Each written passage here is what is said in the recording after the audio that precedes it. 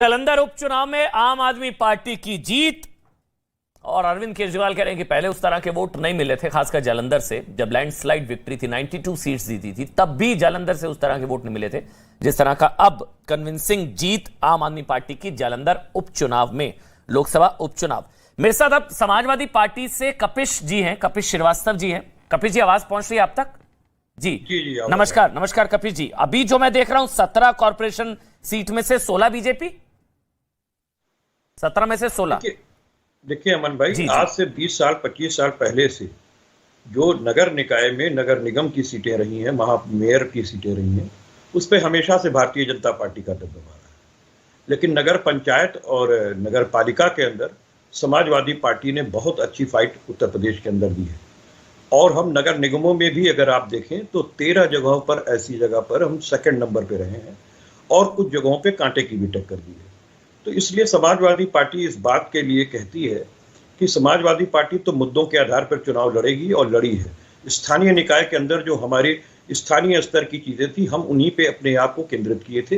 लेकिन योगी आदित्यनाथ जी और भारतीय जनता पार्टी जो छद्म धर्मवाद के पीछे जाके छुपती है, या जो कानून व्यवस्था में सिर्फ 2 माफियाओं पे काम करके और 61 को जो लाभ पहुंचाया है, 61 माफियाओं को, वो भारतीय जनता पार्टी करके अपने पे पर्दा डालने की कोशिश की थी। निश्चित रूप से हम ये जरूर कह सकते हैं कि 80 बनाम 20 की ये लड़ाई कराते हैं, शमशान और कब्रिस्तान की लड़ाई ये कराते हैं, प्रशासन का दुरुपयोग ये करते हैं। कई स्थानों पर आपने देखा होगा। अच्छा, 3 दिन पहले ही इन्होंने टेबलिंग में परिवर्तन किया है अपने नियमों के अंदर, और इन्होंने कहा हम टेबलिंग तो करेंगे लेकिन चक्रवानुक्रम में प्रत्येक घोषणा नहीं करेंगे।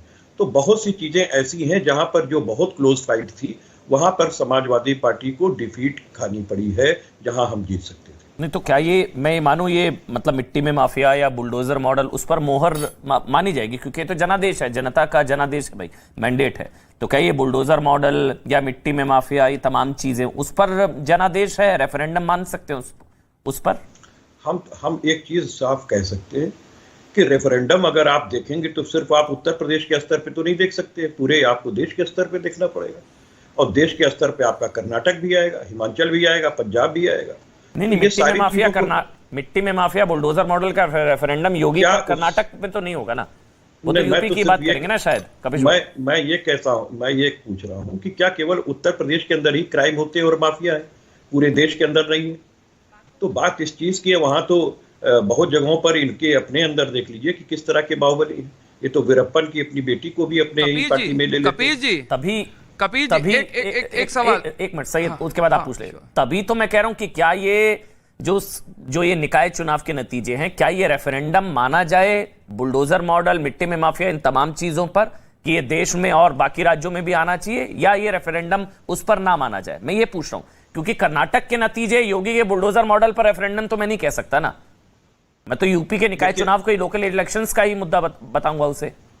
नहीं, लेकिन ये तो हकीकत है ना कि योगी आदित्यनाथ जी ने जितने भी मंच साझा किए हैं, उन मंचों पे उन्होंने कभी भी प्रदेश के अंदर जो नगर निगम थे, 14 के 14 नगर निगम इन्होंने जीते हुए थे।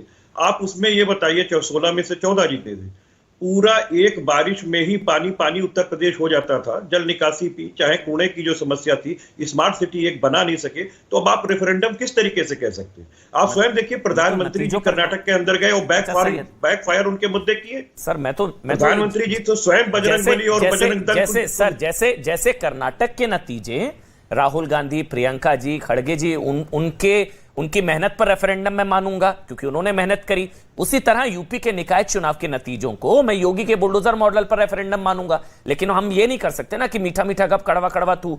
वो तो जो दिख रहा है वो तो सामने दिख रहा है ना सर, हमको मानना पड़ेगा। सैयद भाई कुछ पूछना चाह रहे हैं आपसे? सैयद जवाब है, एक सवाल आपसे लेना चाह रहे हैं कपिश भाई। कपिल जी, आप ये मानेंगे कि संगठन के अंदर बहुत बड़ा जो है वो चूक है, शीर्ष नेतृत्व जो अखिलेश यादव जी का है और जो संगठन नीचे काम कर रहा है उसके अंदर बहुत सी कमियां हैं। एग्जाम्पल के तौर पे बताऊं, शाहजहांपुर के अंदर आपने मेयर का टिकट जिस प्रत्याशी को दिया, वो प्रत्याशी फौरन जो है भाजपा के अंदर चला जाता है, और उसके बाद जो आपका मेयर होता है वो वापस आकर के आप नए जो है किसी बंदे को दे देते हैं ला करके, संगठन से निकले हुए।